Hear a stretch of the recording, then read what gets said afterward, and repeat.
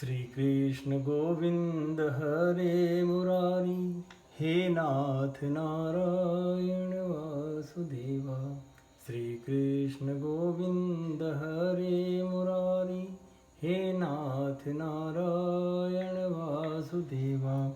हे नाथ नारायण वासुदेवा, हे नाथ नारायण वासुदेवा। श्रीमद्भागवत तृतीय स्कंद अथ त्रयोविंशोऽध्याय। कर्दम और देवहूति का विहार। मैत्रेय उवाच। पितरम्भ्या प्रस्थिते साध्वी पतिमिङ्गितकोविदा, नित्यं पर्यचरत् प्रीत्या भवानीव भवं प्रभुं। विस्रम्भेणात्मशोचेन गौरवेण दमेन च, शुश्रूषया सौहृदेन वाचा मधुर्या च भोः। विसृज्य कामं दम्भं च द्वेषं लोभमघं मदम्, अप्रमोदोद्यता नित्यं तेजियान् संतोषयत्।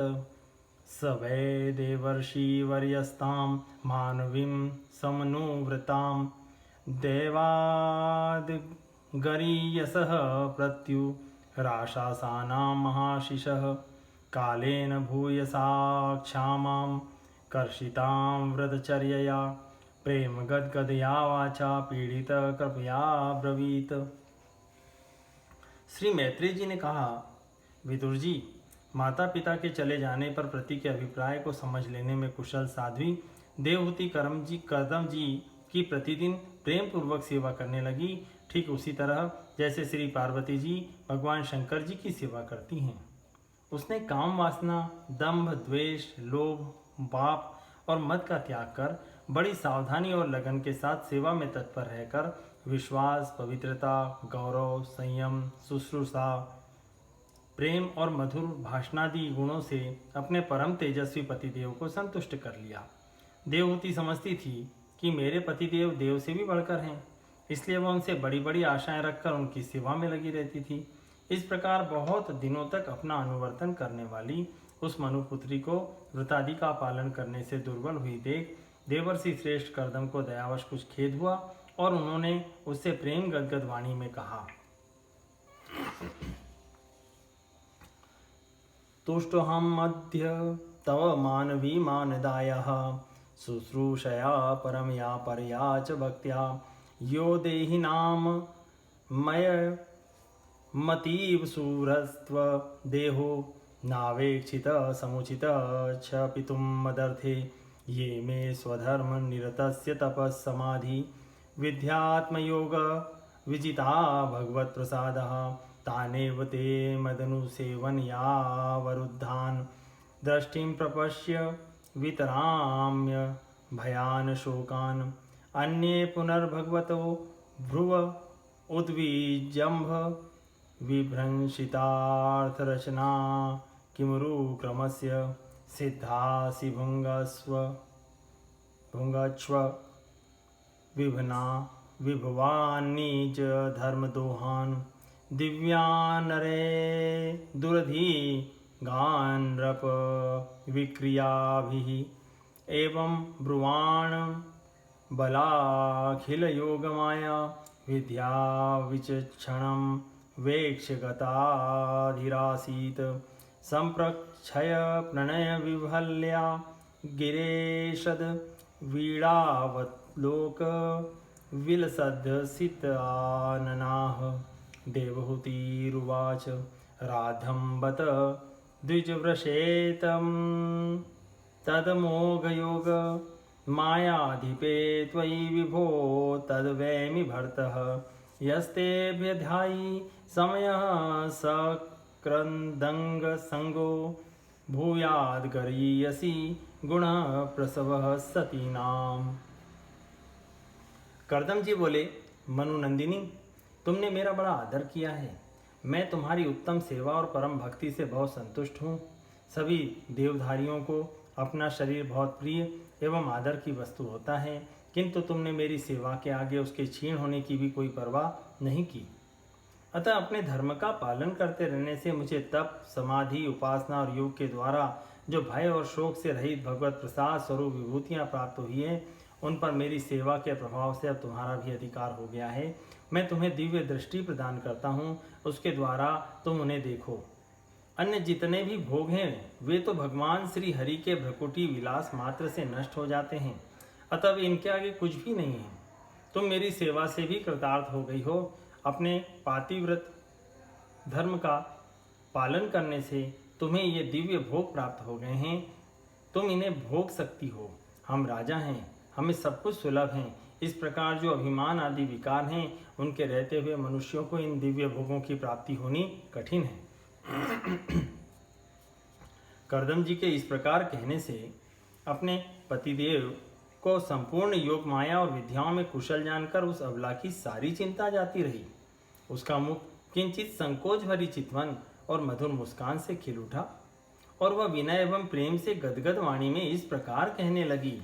देवहूति ने कहा, द्विश्रेष्ठ स्वामिन, मैं यह जानती हूँ कि कभी निष्फल न होने वाली योग शक्ति और त्रिगुणात्मिका माया पर अधिकार रखने वाले आपको ये सब ऐश्वर्य प्राप्त है। किंतु प्रभु, आपने विवाह के समय जो प्रतिज्ञा की थी कि गर्भाधान होने तक मैं तुम्हारे साथ गृहस्थ सुख का उपभोग करूंगा, अब उसकी पूर्ति होनी चाहिए, क्योंकि श्रेष्ठ पति के द्वारा संतान प्राप्त होना पतिव्रता स्त्री के लिए महान लाभ है।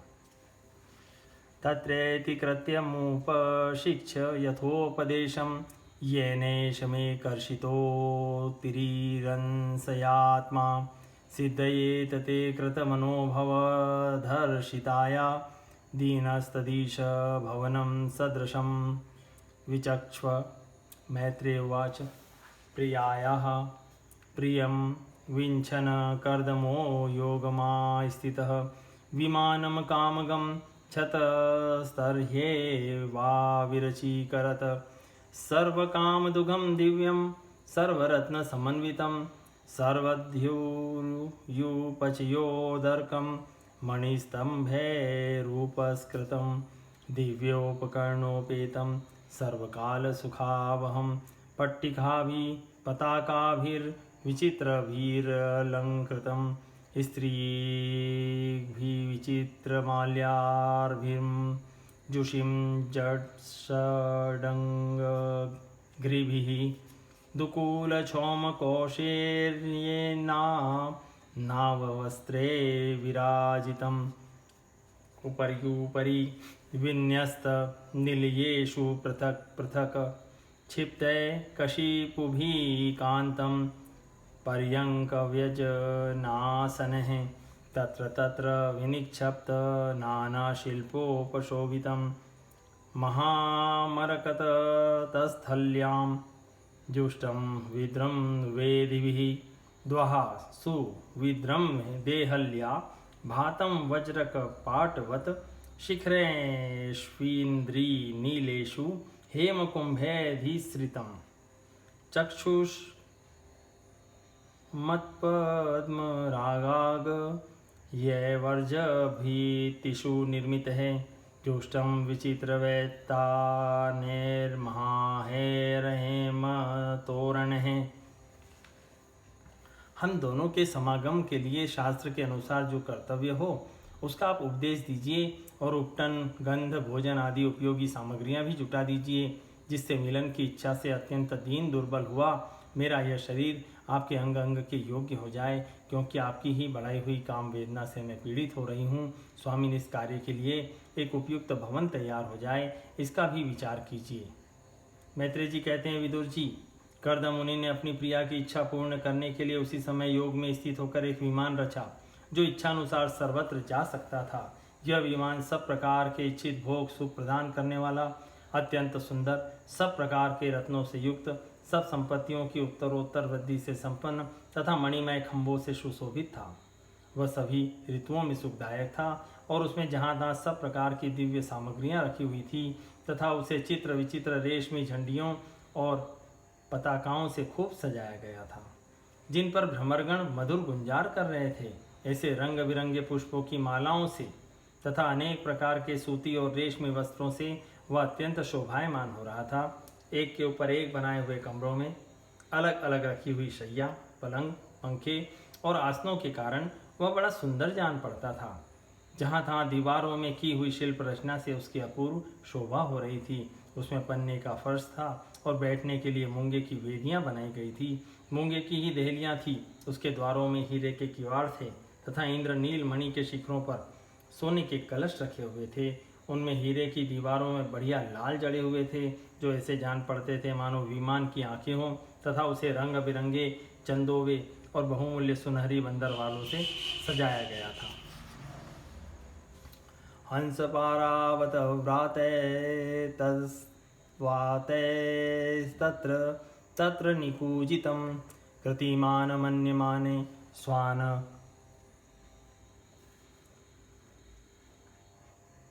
स्वानधिरुह्याधिरुह्य च विहारस्थानविश्राम संवेश प्राङ्गणाजिरः यथोपजोषं रचितैर्विस्मापनमिवात्मनः इन्द्रग्रहं तत्पश्यन्ति नातिप्रीतेन चेतसा सर्वभूताशयाभिज्ञः वाचो प्रावोच कर्दम स्वयं निमज्जास्मिन् हृदये भीरुविमानमिदमारुह इदं शुक्लकृतं तीर्थमाशिषां व्यापकं नृणां सा तद्भर्तुः समादाय वच कुवलयेक्षण सरजं विभ्रति वासो वेणीभूताश मूर्धजान् अङ्गं च मलपङ्केन सछन्नं शबलस्तनम् अविशेष सरस्वत्याः सरशिवजलाशयं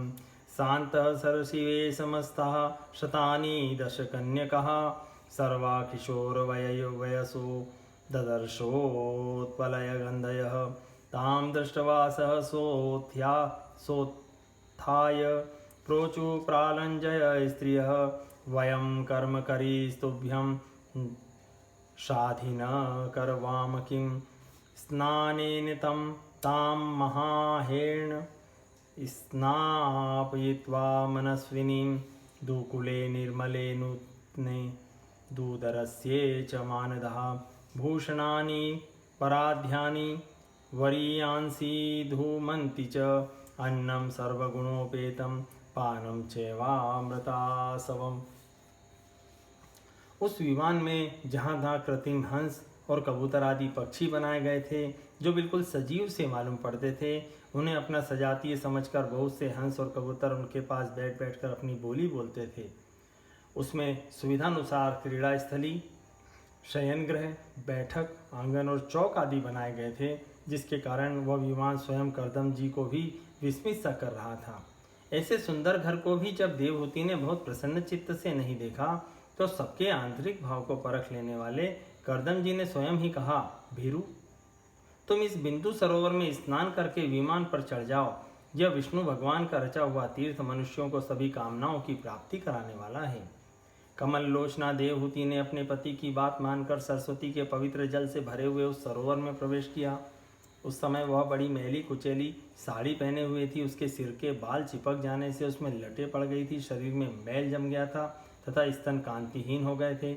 सरोवर में गोता लगाने पर उसने उसके भीतर एक महल में 1000 कन्याएं देखी। वे सभी किशोर अवस्था की थी और उनके शरीरों से कमल की सी गंध आती थी।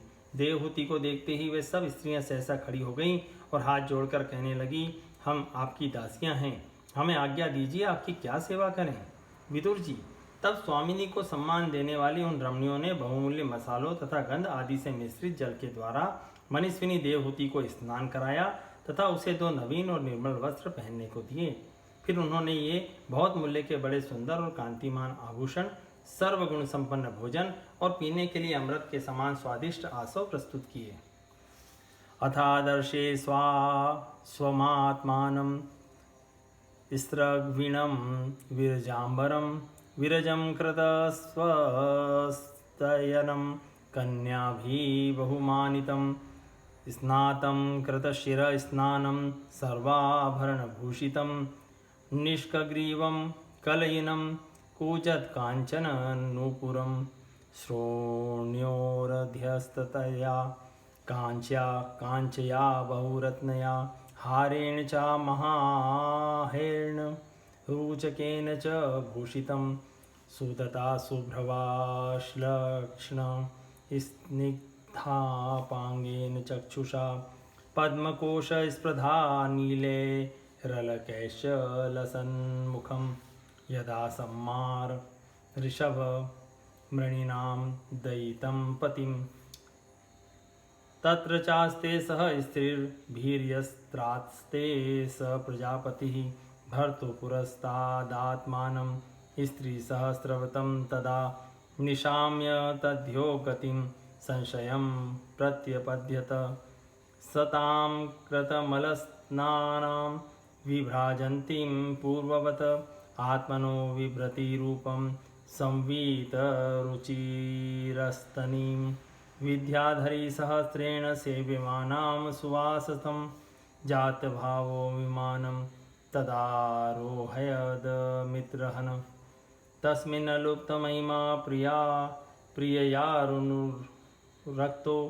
विद्याधरी विरूपचीर्ण वपुर्विमाने बभ्राज उत्कच कुमुदगणवानपीच्य स्ताराभिराव्रत इवोडुपतिर्नभस्तः। अब देवहूति ने दर्पण में अपना प्रतिबिंब देखा तो उसे मालूम हुआ कि वह भांति भांति के सुगंधित फूलों के हारों से विभूषित है, स्वच्छ वस्त्र धारण किए हुए हैं, उसका शरीर भी निर्मल और कांतिमान हो गया है और उन कन्याओं ने बड़े आदरपूर्वक उसका मांगलिक श्रृंगार किया है। उसे सिर से स्नान कराया गया है। स्नान के पश्चात अंग अंग में सब प्रकार के आभूषण सजाए गए हैं तथा उसके गले में हार हुमेल, हाथों में कंकण और पैरों में छमछमाते हुए सोने के पायजेब सुशोभित हैं। कमर में पड़ी हुई सोने की रत्न जड़ित करधनी से, बहुमूल्य मणियों के हार से और अंग अंग में लगे हुए कुमकुम आदि मंगल द्रव्यों से उसकी अपूर्व शोभा हो रही है। उसका मुख सुंदर दंतावली, मनोहर भौहें, कमल की कली से स्पर्धा करने वाले प्रेम कटाक्षमय सुंदर नेत्र और नीली अलकावली से बड़ा ही सुंदर जान पड़ता है। विदुर जी, जब देवहूति ने अपने प्रिय पतिदेव का स्मरण किया तो अपने को सहेलियों के सहित वहीं पाया जहाँ प्रजापति कर्दम जी विराजमान थे। उस समय अपने को सहस्त्रों स्त्रियों के सहित अपने प्राणनाथ के सामने देख और इसे उनके योग का प्रभाव समझकर देवहूति को बड़ा विस्मय हुआ। शत्रु विजयी विदुर, जब कर्दम जी ने देखा कि देवहूति का शरीर स्नान करने से अत्यंत निर्मल हो गया है और विवाह काल से पूर्व उसका जैसा रूप था उसी रूप को पाकर वह अपूर्व शोभा से संपन्न हो गई है और उसका सुंदर वक्ष स्थल चोली से ढका हुआ है। हजारों विद्याधरियाँ उसकी सेवा में लगी हुई हैं तथा उसके शरीर पर बढ़िया बढ़िया वस्त्र शोभा पा रहे हैं। तब उन्होंने बड़े प्रेम से उसे विमान पर चढ़ाया। उस समय अपनी प्रिया के प्रति अनुरक्त होने पर भी कर्दम जी की महिमा, मंद्र और इंद्रियों पर प्रभुता कम नहीं हुई। विद्याधरियाँ उनके शरीर की सेवा कर रही थीं। खिले हुए कुमुद के फूलों से श्रृंगार करके अत्यंत सुंदर बने हुए वे विमान पर इस प्रकार शोभा पा रहे थे मानो आकाश में तारागण से घिरे हुए चंद्रदेव विराजमान हो। तेनाष्टलोकपविहारकुलाचलेन्द्र द्रोणीष्वनंग सखमारुत सौभगासु सिद्धेनुतो धूधुनिपात शिवस्वनासु रेमे चिरं धनदवल्लनावरुथि वैश्रम्भके सुरसने नंदने पुष्पभद्रके मानसे चैत्ररथे च स रेमे रामयारतः भ्राजिष्णुना विमानेन कामगेन महीयसा वैमानिका नत्यशेत चरल्लोकान् यथानिलः किं दुरापादनं तेषां पुंसामुद्दाम चेतसां येराश्रिततीर्थपदश्चरणो व्यसनात्ययः प्रेक्षयित्वा भूगोलं पत्ने यावान् स्वसंस्थया वह्व्याश्चर्यं महायोगी स्वाश्रमाय न्यवर्तत विभज्य नवधात्मानं मानवीं श्रुतोत्सुकां रामां निर्मयन् रेमे वर्षपुगान् मुहूर्तवत् तस्मिन् विमानोत्कण्ठां शय्यां रतिकरीं श्रिता न चाबुध्यत तं कालं पत्यापि चेन संगता एवं योगानुभावेन दंपत्यो रममाणयो शतं व्यतीयुः शरद कामलालसयोर्मग्नाक। उस विमान पर निवास कर उन्होंने दीर्घ काल तक कुबेर जी के समान मेरु पर्वत की घाटियों में विहार किया। ये घाटियां 8 लोकपालों की विहार भूमि हैं। इसमें कामदेव को बढ़ाने वाली शीतल मंद सुगंध वायु चलकर इसकी कमनीय शोभा का विस्तार करती है तथा गंगा जी के स्वर्गलोक से गिरने की मंगलमय ध्वनि निरंतर गूंजती रहती है। उस समय भी दिव्य विद्याधरियों का समुदाय उनकी सेवा में उपस्थित था और सिद्धगण वंदना किया करते थे। इस प्रकार प्राणप्रिया देवहूति के साथ उन्होंने वैश्रम्भक, सुरसन, नंदन, पुष्पभद्र और चैत्ररथ आदि अनेकों देवध्यानों तथा मानस सरोवर में अनुराग पूर्वक विहार किया। उस कांतिमान और इच्छानुसार चलने वाले श्रेष्ठ विमान पर बैठकर वायु के समान सभी लोकों में विचरते हुए कर्दम जी विमान विहारी देवताओं से भी आगे बढ़ गए। विदुर जी, जिन्होंने भगवान के भवभयहारी पवित्र पाद पद्मों का आश्रय लिया है, वे उन धीर पुरुषों के लिए कौन सी वस्तु या शक्ति दुर्लभ है। इस प्रकार महायोगी कर्दम जी यह सारा भूमंडल जो द्वीप वर्ष आदि की विचित्र रचना के कारण बड़ा आश्चर्यमय प्रतीत होता है, अपनी प्रिया को दिखाकर अपने आश्रम को लौट आए। फिर उन्होंने अपने को 9 रूपों में विभक्त कर रति सुख के लिए अत्यंत उत्सुक मनुकुमारी देवहूति को आनंदित करते हुए उसके साथ बहुत वर्षों तक विहार किया, किंतु उनका इतना लंबा समय एक मुहूर्त के समान बीत गया। उस विमान में रति सुख को बढ़ाने वाली बड़ी सुंदर शैया का आश्रय ले अपने परम रूपवान प्रियतम के साथ रहती हुई देवहूति को इतना काल कुछ भी न जान पड़ा। इस प्रकार उस कामासक्त दंपत्ति को अपने योग बल से सैकड़ों वर्षों तक विहार करते हुए भी वह काल बहुत थोड़े समय के समान निकल गया। तस्यामाधत्त रेतेस्तां भावयन्नात्मनात्मवित् नोधा विधाय रूपं स्वं सर्वसंकल्पविद्भुः। अतः सा सुषुवे सद्यो देवहूतिः स्त्रियः प्रजा सर्वास्ताश्चारु सर्वांग्यो लोहितोत्पलगन्धयः पतिं सा प्रव्रजिष्यन्तं तदा लक्ष्यो शती सती स्मयमाना विक्लवेन हृदयेन विदूयता। लिख्यन्तधो मुखी भूमिं पदानखमणिश्रिया उवाच ललितां वाचं निरुध्याश्रुकलां शनैः। देवहूतिर्वाच सर्वं तद्भगवानं मयमुपोवाह प्रतिश्रुतम् अथापि मे प्रपन्नायाम् अभयं दातुर्मर्हसि ब्रह्मन्धुहितृभिस्तुभ्यं विग्रयापतयः समः। कश्चित्यान्मे विशोकाय त्वयि प्रव्रजिते वनम् एतावतालं कालेन व्यतिक्रान्तेन मे प्रभो। इन्द्रियार्थप्रसङ्गेन परित्यक्तपरात्मनः इन्द्रियोऽर्थेषु सज्जन्त्या प्रसङ्गस्त्वयि मे कृतः। अजानन्त्या परं भावं तथाप्यस्त्वभयाय मे संगो यः संसृतेर्हेतुर्सत्सु विहितो धिया स एव साधु सुकृतो निसंगत्वाय कल्पते। आत्मज्ञानी कर्दम जी सब प्रकार के संकल्पों को जानते थे, अतः देवहूति को संतान प्राप्ति के लिए उत्सुक देख तथा भगवान के आदेश को स्मरण कर उन्होंने अपने स्वरूप के 9 विभाग किए तथा कन्याओं की उत्पत्ति के लिए एकाग्र चित्त से अर्धांग रूप में अपनी पत्नी की भावना करते हुए उसके गर्भ में वीर्य स्थापित किया। इससे देवहूति के एक ही साथ 9 कन्याएं पैदा हुई। वे सभी सर्वांग सुंदरी थी और उनके शरीर से लाल कमल की सी सुगंध निकलती थी। इसी समय शुद्ध स्वभाव वाली सती देवहूति ने देखा कि पूर्व प्रतिज्ञा के अनुसार उसके पतिदेव संन्यासाश्रम ग्रहण करके वन को जाना चाहते हैं, तो उसने अपने आंसुओं को रोककर ऊपर से मुस्कुराते हुए व्याकुल एवं संतप्त हृदय से धीरे धीरे अति मधुर वाणी में कहा। उस समय वह सिर नीचा किए हुए अपने नख मणि मंडित चरण कमल से पृथ्वी को कुरेद रही थी। देवहूति ने कहा, भगवान, आपने जो कुछ प्रतिज्ञा की थी वह सब तो पूर्णतः निभा दी, तो भी मैं आपकी शरणागत हूँ। अतः आप मुझे अभयदान और दीजिए। ब्राह्मण, इन कन्याओं के लिए योग्य वर खोजने पड़ेंगे और आपके वन को चले जाने के बाद मेरे जन्म मरण रूप शोक को दूर करने के लिए भी कोई होना चाहिए। प्रभु, अब तक परमात्मा से विमुख रहकर मेरा जो समय इंद्रिय सुख भोगने में बीता है वह तो निरर्थक ही गया। आपके परम प्रभाव को न जानने के कारण ही मैंने इंद्रियों के विषयों में आसक्त रहकर आपसे अनुराग किया, तथापि यह भी मेरे संसार भय को दूर करने वाला ही होना चाहिए।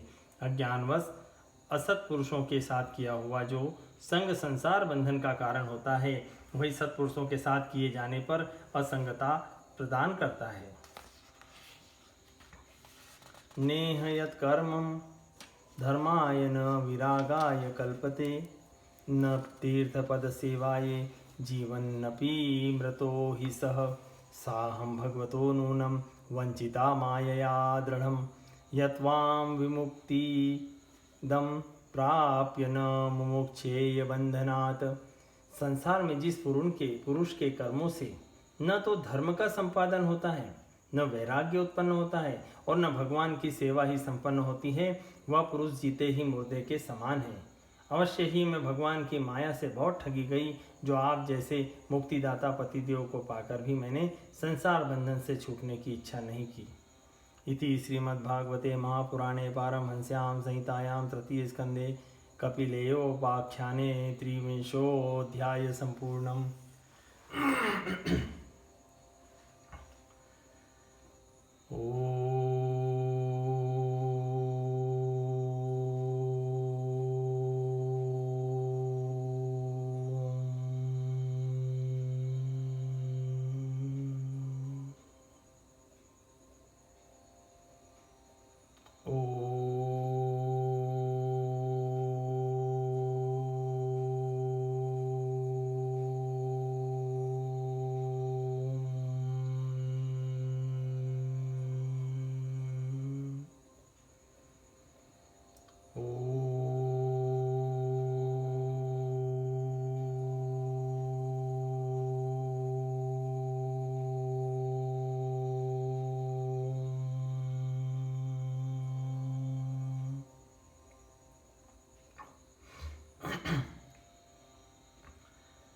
श्री कृष्ण गोविंद हरे मुरारी, हे नाथ नारायण वासुदेवा।